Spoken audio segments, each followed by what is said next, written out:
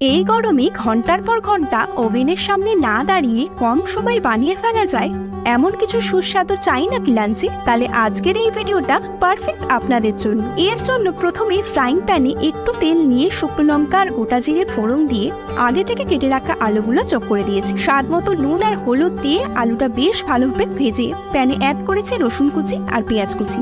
পেঁয়াজটা ভাজতে ভাজতেই অ্যাড করে দিয়েছি টমেটো কুচি, অল্প একটু ক্যাপসিকাম কুচি আর সবশেষে লঙ্কা কুচি। সবকিছু সুন্দরভাবে ভেজে ওই সবজির মিক্সটা এক সাইডে সরিয়ে ফ্রাইং প্যানের অপর সাইডে একটা ডিম ফাটিয়ে অ্যাড করে দিয়েছি।